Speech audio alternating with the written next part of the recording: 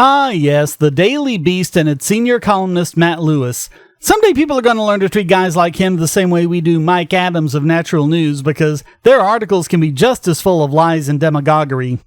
Case in point, this article about the supposed libertarian to alt-right pipeline, where supposedly libertarianism is a gateway to being in the alt-right. If you fall for libertarian principles, it's just a tiny step away from being a racist nationalist, even though they have diametrically opposed principles. Gotta love this subtitle. Is it just a phase they go through, or is there something about libertarianism that attracts, well, racist kooks? Yeah, because those are the only two options.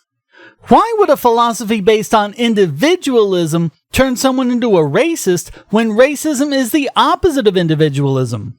If anything makes sense, it's that other collectivist philosophies could lead to racism, as we're seeing with the left these days.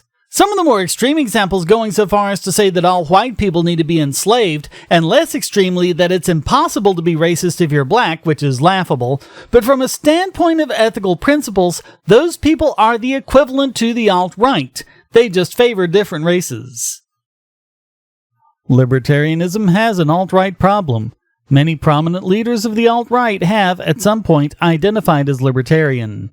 Well, we have plenty of people on the left, too, like Bill Maher identify as libertarian when he's far from it. They claim that because they know libertarian principles are good, but they don't really believe in those principles, so they were never actually libertarians.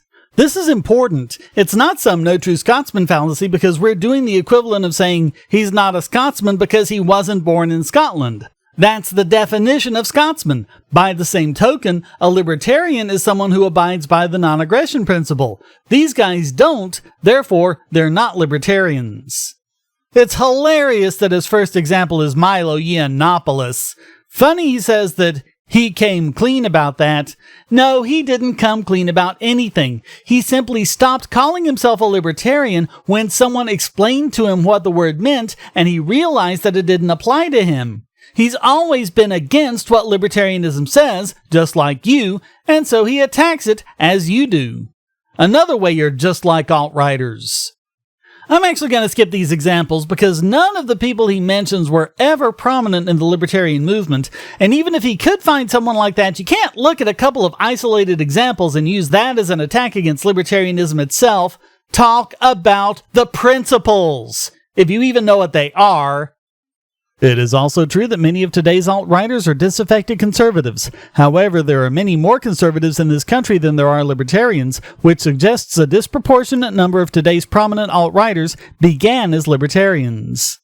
No, it doesn't. Learn some basic statistics. Some percent of A are B does not imply that some percent of B are A. I don't know how many times I have to point this out.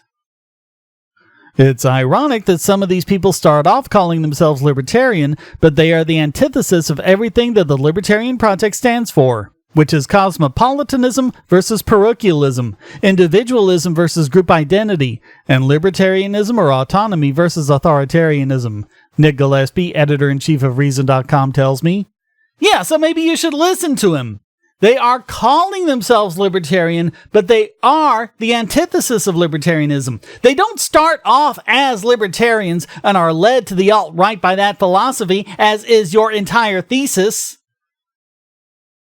Granted, there are a few similarities between the two groups. For example, paleo-conservatives think populist nationalists like Pat Buchanan, and libertarians both tend to be anti-interventionist in foreign policy. Yeah, and we also agree with many progressives about the war on drugs. So what? Does that mean we're a gateway to progressivism?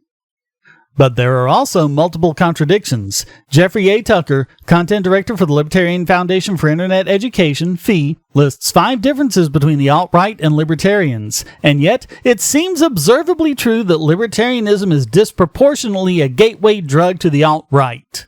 You don't get to just claim that. This idea is the basis of your entire article, and you don't even try to support it. You just assert it repeatedly. And looking at a couple of isolated individuals is not supporting it. His next few paragraphs are really just ad hominem attacks, so we'll skip them and get to the point where he actually tries to make an argument. Still, my guess is that this has as much to do with attitude as it has to do with ideology. One explanation for why young libertarians metastasize into alt-righters is self-selection bias. Some of the people drawn to libertarianism are predisposed to be seduced into the alt-right.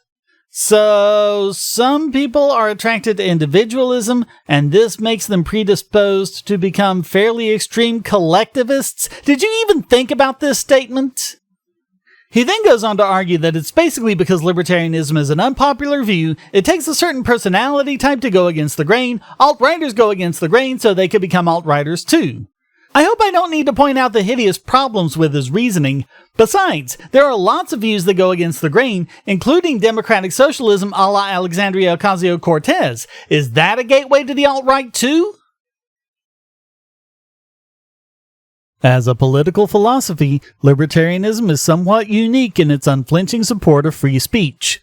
Actually, we're unflinching in our opposition to aggression, which includes supporting freedom of speech, but I'll give him that. In some cases, this free speech is unsavory. Right, because you have to protect the unsavory speech if you want everyone else to be free to speak as well. Besides, every new idea started out as an idea that everyone disagreed with. Otherwise, it wouldn't have been a new idea. There are going to be people who find new ideas unsavory. Women's right to vote, the abolition of slavery, the right of the American colonies to declare independence, the rejection of divine right of kings. History is full of examples of worthwhile ideas that had a lot of opposition when they were first expressed. Where would we be if those ideas never got a chance to be expressed in the first place? If you're anti-political correctness, libertarianism might seem like a good place to land, even if you don't buy into the whole libertarian philosophy. This affinity for libertarianism wears off when they realize that we're principled, that no, we're not just trolling, says Gillespie. Yes, and that means they never actually were libertarians. I really wonder what you're trying to accomplish by quoting people saying the opposite of what you claim. The most recent example of this transformation is Christopher Cantwell, who has garnered 15 minutes of infamy by virtue of appearing in that viral Vice documentary about Charlottesville. So here we do have an example of someone who is prominent in the libertarian movement who went against it and basically became a Nazi.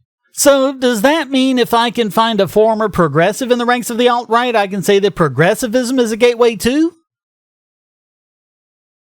A friend of mine who is libertarian suggests that other libertarians never liked Cantwell and that he was simply using libertarianism as a shield for expressing a lot of disturbing viewpoints. Despite the negative stereotypes, casting yourself as a libertarian still has some cash. Celebrities like Bill Maher and Vince Vaughn have identified with the label. Hey, I think I just made all of these arguments myself in refutation of what you're claiming. Are you a complete idiot or are you just blowing smoke? Which seems to be a way of expressing some conservative viewpoints while still supporting the decriminalization of marijuana and distancing yourself from social conservatism. Libertarians won't continue to enjoy this status if the alt-right is allowed to tarnish their philosophy too. They are not tarnishing our philosophy. No matter how much you want to make out like they have, they're only tarnishing their own philosophy, which is one that pretty much tarnishes itself so they don't have to do much. But someone making horrible statements that run counter to libertarianism logically cannot be tarnishing libertarianism. Over at Hot Air, Taylor Millard says that conservatives and libertarians need to purge white supremacists. If they are smart, they will follow his advice.